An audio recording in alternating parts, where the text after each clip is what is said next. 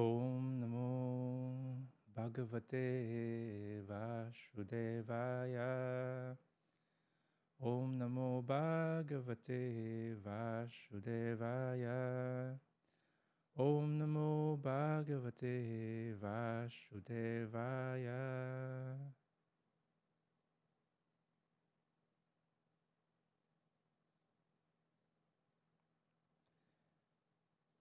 Good morning and Hare Krishna. Welcome to Sangha with your servant Radha Charandas. And the previous episodes, we've been talking about Arjuna's arguments kay Krishna kung bakit ayaw na niya lumaban. Dun sa Battle of Kurukshetra, he's being coward. And actually, because of their relationship, si Krishna and si Arjuna, they have this friendly rasa or mellows.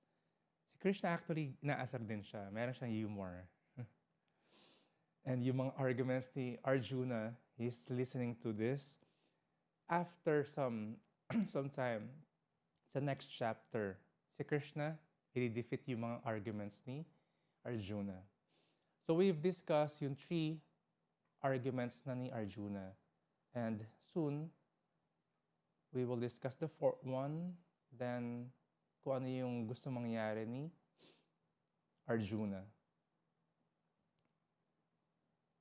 So to sum it all up first, para ma-recall din tayo, gusto ni Arjuna na huminto yung war. I mean, hindi siya mag-participate sa war because of his compassion.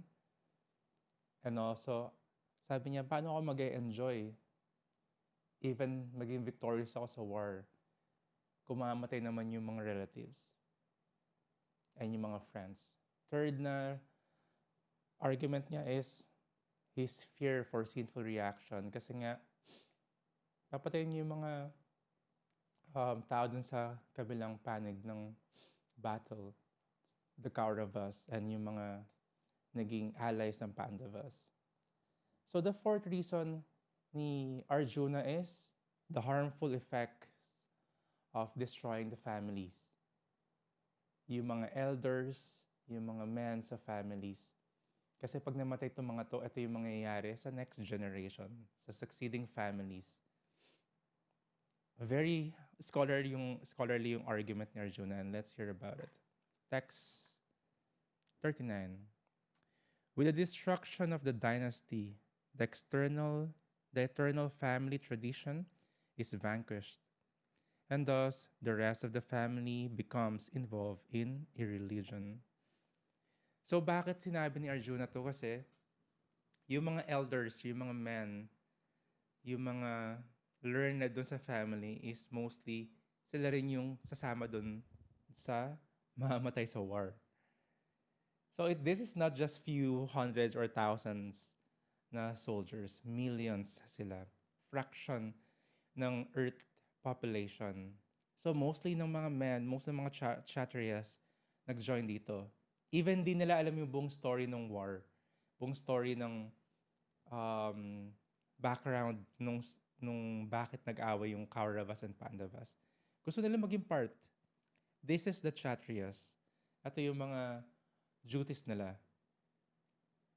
Either win, be victorious sa war, or die in the war. Ito yung perfection na kanilang duty. And of course, alam nila that this is religious war. Hindi siya basta-basta just to colonize or sakupin yung isang lugar. They know this is a religious war, spiritual war. And alam nila nandun si Krishna. So, most of the Kshatriyas sa mundo sumali dito sa war na to. Either which side sila. Pero of course, yung mga mas matalino, much more spiritual, doon sila nag-side kay Pandavas. And sa Mahabharata, it was discussed there, kanya-kanyang tactics, lalo na si Duryodhan, para makuha yung mga powerful soldiers mapunta doon sa side nila. So if ever mamamatay sila, yung pag-continue ng family traditions, makakat. Yung family traditions na to is not just mga pamahiin lang or mga made-up traditions lang. Katulad ng example natin sa meditation and yoga philosophy workshops natin online before, yung cat in the box, 'di ba? So hindi siya ganito lang na ginawa lang siya just because ginawa siya ng mga ninuno, ng mga ancestors, tapos fina-follow na siya. Tapos anong meaning? Tapos wala naman talaga siyang deeper meaning. So these family traditions are how to save yung mga ancestors na namatay na. Pag nakat to, mawawalan sila ng chance for salvation. Let's read further para mas ma-explain natin. When a religion is prominent in the family, O Krishna, the women of the family become polluted. And from the degradation of womanhood, O descendant of Vrishni, comes unwanted progeny.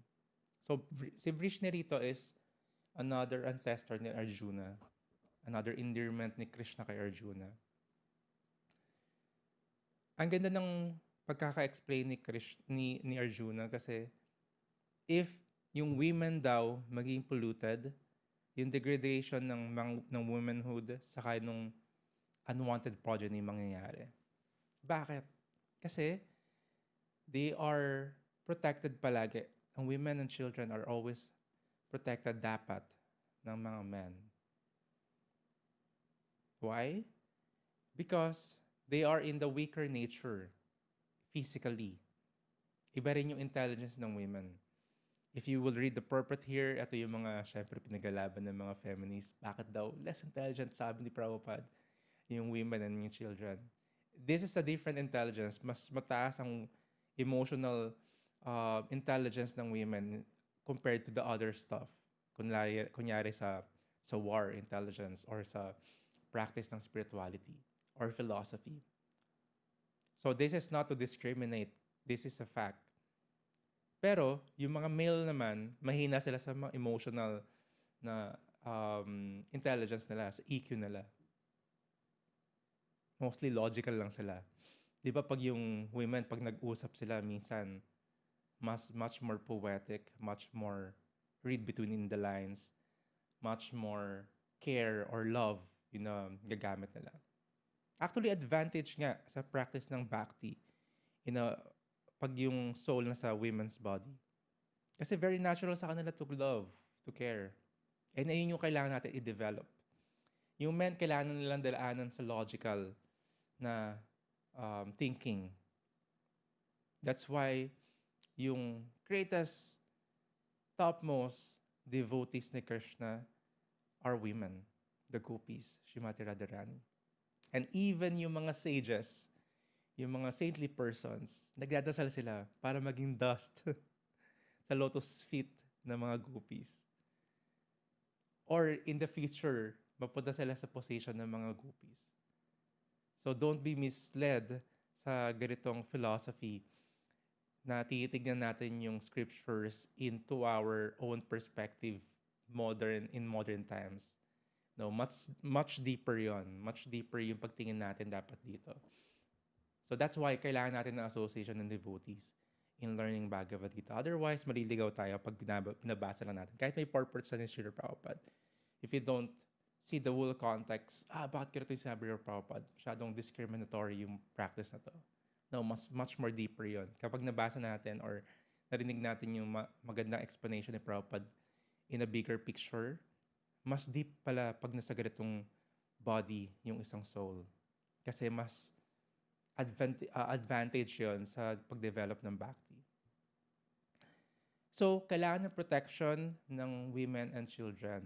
Pag nawala daw kasi yung mga men, yung women, mapopulute sila. Yung mga lalapit sa kanila mga lalaki is yung mga lower class, lower grade lang. Lower grade, yung mga lower class.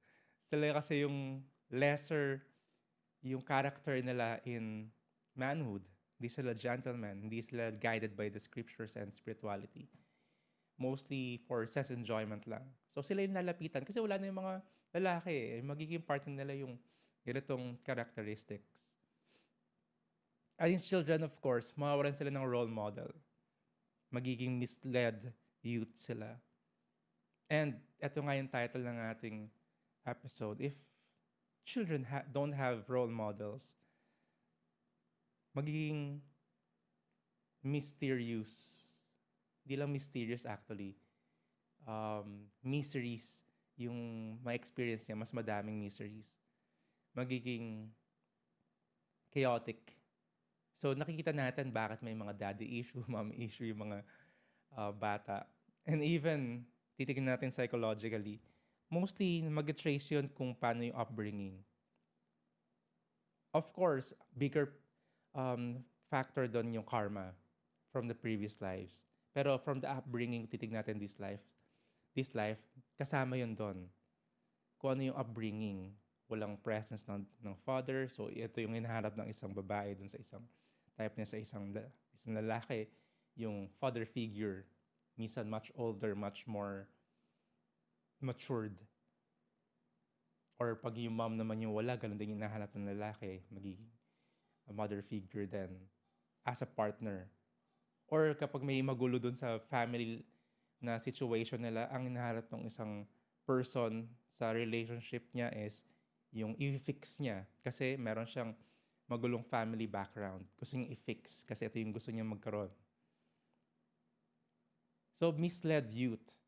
Kung walang proper role model, yung isang bata, magiging magulo yung future niya. Kaya unwanted progeny din. Kasi yung mga tao, most of actually the population ng mundo natin ngayon, are unwanted progeny. Because of pregnancy, kaya nagkaroon ng marriage, kaya nagkaroon ng family. I've heard from different people, sa mga ibang students, na ito yung naririnig nila sa parents nila. Actually, hindi naman namin plinano maging anak eh. Nangyari lang. It's humorous, but of course, it's traumatic na marinig mo yun. Hindi pala ako wanted sa mundong to. Hindi ako mineditate or hindi nag-prepare yung parents ko para sa akin. Which is, ito yung fact, meron nga sa mundo natin ngayon. Kaya yung mga parents are not present kasi hindi nila kayang panindigan din. Bukod dun sa hindi nila gusto, hindi pa nila pinandigan. So ito yung sinasabi na Arjuna, kapag nawala yung mga gentlemen, yung mga proper na leader sa family, and much more sa society, ito yung mangyayari. Yung mga women, ma-abuse, ma-pollute. Tapos yung result nun, unwanted progeny. At the same time, wala silang proper role model, magiging chaotic yung life nila. So yung next succeeding generation, ganito yung mangyayari. Look at us now, di ba? Arjuna, bakit ako sa Arjuna? Ito yung sinasabi mo, di ba? Ito yung nangyayari ngayon. No proper role models. Di ba? Sino ba yung role model natin ng bata? Kung sino nakita natin sa TV, di ba? Ito yung hinaharap-harap ng mga bata ngayon. Sino ang idol nila? Unwanted children flood the human race at the risk of war and pestilence. Kasi ito yung qualities na meron yung bata na walang role model. Paglaki nila, very immature. Kahit ilang taon na, immature yung characteristics. Risk for more wars and pestilence. Diba? Kasi ganun yung development ng intelligence nila.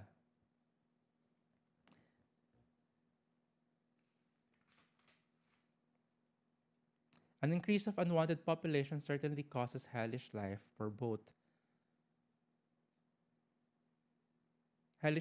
both for the family and for those who destroy the family tradition.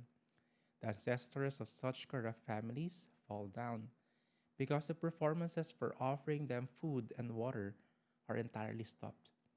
Ang ganda ng pagkaka-explain dito ni Arjuna. Hindi nabago na yung mga corrupt na tao. Pero wala silang pag-asa na ngayon. Kasi pag nakat yung family traditions, hindi sila masasave. So anong ibig sabihin nito? Yung mga ancestors na magkaroon ng mga sinful life, may chance pa sila actually. Kapag yung mga descendants nila is trying to save them. Paano? Kapag nag-offer yung isang descendant ng prasadam sa mga ancestors, ito yung chance nila. Even nasa subtle body sila or nasa ghostly body sila. So ito pala yung chance kapag may nakita kang ghost. Hindi mo na kailangan kung ano-anong ritual pa para to exercise or i-save sila. Mag-offer ka lang daw ng prasadam. The food that was offered to Vishnu, to Krishna, pwede mo offer sa ghostly entities or sa ancestors. Dito nakuha yung tradition na nakita natin na nag-offer sila ng pagkain sa patay or sa sa wake, di ba, nag-offer pa rin sila ng pagkain. Not just any food. Kailangan daw prasadam. Otherwise, yung food na yon don't have any benefit. So, prasadam daw yung offer natin. So, by that, even yung nasa ghostly bodies or subtle bodies or nasa karma sila na meron silang miserable life, magkakaroon sila ng another chance. But of course, kapag devotees yung nagpa-practice and nagpa-practice ng Bhakti Yoga, hindi natin nakikita ang ginagawa ng mga devotees madalas to. Kasi once na nag-practice ng devotional service, automatic yung ancestors niya are benefited. Kahit di niya directly offer sa ancestor niya. Ganun yung assurance and insurance ni Krishna. Yung family members mo, habang nagka-practice ka ng Krishna consciousness, will get the benefit. Kumbaga, automatic na lang siya. Galing, di ba? Galing ng argument ni Arjuna rito. Paano pag namatay na yung mga kaya mag-perform, yung alam yung ganitong traditions? Hindi na masasave yung mga future generation, yung mga previous generations, yung ancestors. Mag-suffer lang talaga sila sa hellish life, sa ghostly bodies. Kasi puputulin natin pag pinatay natin lahat sila. Scholarly na argument, di ba? By the evil deeds of those who destroy the family tradition and thus give rise to unwanted children, all kinds of community projects and family welfare activities are devastated. So kasi yung mga leaders, yung gumagawa ng mga community projects. So this is different from what we are experiencing in this modern life, modern times. Yung mga community projects na to are spiritual activities. Yung feeding of prasadam, public chanting ng holy name, yung gathering ng community members to hear Srimad Bhagavatam and Bhagavad Gita, the scriptures, yung mga festivals for celebrating the appearance and disappearance ng mga saintly persons. These are all performance of spiritual activities. Hindi siya project ng barangay na magkaroon ng liga ng basketball. Mawala yun or meron nun. It's a recreation pero doesn't make a big impact and change sa spiritual life ng isang tao. Mga contest, beauty contest sa barangay. Hindi yung sinasabi ni Arjuna. Yung sabi niya dito, yung may hinto yung spiritual activities ng mga communities. So pag di nangyari yon, hindi magkakaroon ng chance ng salvation yung mga tao. These are the real duties of leaders. Yung mga community members magkaroon ng chance para mag-practice ng Krishna consciousness, ng spiritual life, in different shape and form. So, kung mababasa natin yung mga scriptures, Chaitanya Bhagavat, Lord, yung mga pasam ni Lord Chaitanya ng bata sila, nagkakaroon sila ng mga drama. Nag-perform sila ng mga dramas sa life ni Lord Ram, ni Lord Krishna, tapos yung mga community members na nanonood. Ganun sila magkaroon ng entertainment. Krishna conscious pa rin. Nakita ko to when I was in Mumbai. Even yung mga taxi driver, rickshaw driver, pag minsan nakita ko sila, nanonood sila sa mga cellphone nila, sa YouTube. Kasi anong napanood nito? Kakakusapin ko, anong napanood niya? Nanonood sila ng mga Ram Kata, mga pasem ni Lord Ram. Doon, naka-impress pa rin sa culture yung gusto nilang palagi manood ng mga pastimes ni Krishna or yung mga incarnation ni Krishna. Kung gusto mo lang din marinig yung mga ibang life ng mga ibang tao, edi yung kay Krishna ng life na, kesa yung mga kukalikan ng life pa. Life ng artista, life ng history ng ganitong tao, di ba? Kay Krishna na yung pakinggan mo. Kay Krishna na yung meditate mo. Alamin mo yung mga detalye ng buhay ni Krishna. Ang ganda kapag may role model yung isang tao kasi mag-guide tayo sa ganito. Instead of yung ganitong thirst natin sa isang bagay, mapupunta lang sa mundane activities or mundane people. Madirect na kay Krishna. Ito yung power ng role model. O Krishna, maintainer of the people, I have heard by disciplic succession that those whose family traditions are destroyed dwell always in hell. So these are the result kapag naputol na yung family traditions. Hellish life. While in this earthly plane or sa next lives. Kasi wala nang practice ng spiritual activities, ng spiritual life. Alas, how strange it is that we are preparing to commit greatly sinful acts. Driven by the desire to enjoy royal happiness, we are intent to killing our own kinsmen. So ito na yung binibigay na argument ni Arjuna. Ito na yung magiging feature natin, Krishna, kapag ginawa natin yung pagpatay sa kanila. Better for me if the sons of Dhritarashtra, weapons in hand, were to kill me unarmed and unresisting on the battlefield. Rule sa war is, hindi mo pwedeng patayin yung tao using a weapon kapag wala siyang weapon. If nawala yung weapon niya, drop your weapon. Hand-to-hand battle. Or let him pick up his weapon. Pero dito, si Arjuna, sabi niya, patayin niyo na ako ng walang weapon. Unarmed. Kasi devastated na siya dun sa idea na pinuput forward niya kay Krishna.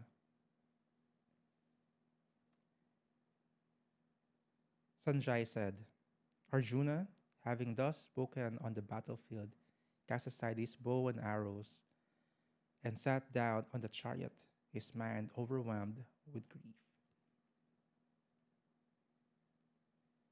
This is the end of the first chapter. Thus, and the Bhaktivedanta purpose of the first chapter of the Srimad Bhagavad Gita in the matter of observing the armies on the battlefield of Kurukshetra.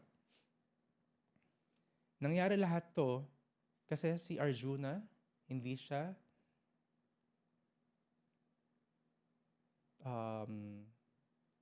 nagkaroon ng clear view kung ano yung gusto ni Krishna.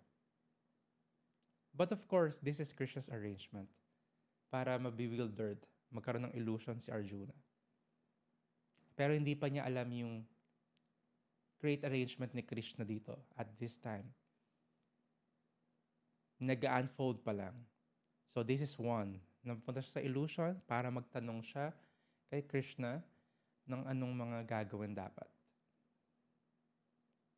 So if we are put into a situation na nalilito tayo, nagkakaroon tayo ng bewilderment sa buhay, kung ano yung dapat natin gawin, problems with our decision making, or talaga nagpatong-patong lang yung mga faults and mistakes natin. Una-una natin kailangan gawin is i-check kung sino yung nasa paligid natin na pwedeng magkaroon ng tayo ng chance manghingi ng advice sa kanila. Yes, pwede natin i-put forward kung ano yung nasa mind natin, i-reveal yung mind natin. But we should be ready to hear. Ito yung makikita natin sa second chapter. We should be ready to hear kung ano yung sabihin nila. Hindi lang tayo nag-dump ng problems sa mga tao. Ginawa mong therapist yung mga kaibigan mo, kwento ka lang ng kwento. Di-dump mo lang yung problema, pero you're not really open to change. Diadamay mo lang sila dun sa stress, sa depression mo. Dump ka lang ng dump. This is not the relationship na gusto natin mangyari. Yeah, pwede yun. Pwede ka mag-open ng mind, ng heart, para mas gumaan. Pero much more beneficial sa atin kapag we would hear yung sober na advices and suggestions nila. Lalo na kung if they're very much advanced in experience sa life. Or much more mature sila in spirituality. Lalong-lalo na kapag aral din sila sa scriptures. Kasi yung experience ng isang tao, minsan, na mas maganda kapag sa scriptures nang gagaling kaysa yung na-experience lang niya sa life. Like, pag may nakita kang devotees or saintly person, hindi naman nila din dinaanan lahat sa buhay nila yung kinukwento nila eh. They learned these advices or experiences na to from the scriptures. Ito yung purpose nun. Kung ano yung experience ni Arjuna, natututo tayo. Kahit di naman tayo napunta sa war eh. Di tayo nagkaroon ng ganitong arguments. Pero because of his experience, natututo tayo. That's the first class intelligence. Learn from hearing. Yung ibang tao, kailangan pa nila experience. Kasi hindi nila magets. Or ayaw nila kasi hindi nila na-experience. So, the best role model na meron tayo is, of course, yung mga spiritual person, spiritual inclined devotees, the spiritual masters, the senior devotees na sa paligid natin. Nasa good standing sila and nasa matured realization sila ng bhakti. Sila yung mga mas magandang pakinggan natin. Sila yung mga footsteps na dapat natin i-follow. Sila rin yung mga maganda pakinggan para mas maayos natin yung life natin. If hindi tayo magkaroon ng ganong role model, of course, kung ano yung nasa scriptures, si Prabhupada. Hindi rin ibig sabihin na ang pinuput forward natin na role model sa mga bata or next generation is yung mga ganitong personalities. Hindi tayo mag-aayos. So once na maging adult yung isang tao, automatic, merong ibang mas younger generation sa kanila. If you are a parent or surrounded by kids, may pamangkin ka, or may sa community or sa family, merong mas younger generation. So one way or the other, magiging role model ka rin, di ba? Ikaw yung idol na tito or tita, ikaw yung ate or kuya ng mga bata na to. We should be mindful kung ano yung mabibigay nating influence sa kanila. Kahit hindi natin sinasadya, they're observing. I think yung much more mga ka-age ko sa television before, may ganitong commercial eh. Yung matanda si-cigarette sila, mag-yoyosi sila, tapos gagayahin ng mas bata. Or magmumura sila, gagayahin ng bata. Kahit sabihin na, oy, magawin to, pang matanda lang to. So same. So dapat mindful tayo. Kung di mo nakuha yung role model ng bata ka, ikaw yung maging role models para sa mga next generation. Lalo na kapag may position tayo in society, in the family, or even nagka-practice tayo ng Krishna consciousness, automatic pinapalood tayo ng mga ibang sa paligid natin. Hindi lang mas bata, of course. Pwede ka rin maging role model ng kaedad mo or mas matanda sa'yo. And last point na binanggit dito is nangyari kay Arjuna yung ganitong bewilderment not because of his weak mind saka weak heart. Hindi to a wickedness ni Arjuna. Nangyari to because of his soft-heartedness. Soft-heartedness should be accompanied by intelligence, spiritual intelligence. So itong dalawang na to. That's why we are practicing Krishna consciousness. We're chanting, we're meditating para maging soft yung heart natin. Hindi para maging proud tayo na mas magaling tayo sa ibang tao. And lagyan natin ng philosophy, ng Krishna conscious knowledge, ng intelligence, mas magagamit natin yung soft-heartedness natin in dealings with the people around us, in dealings with ourselves, and also kay Krishna.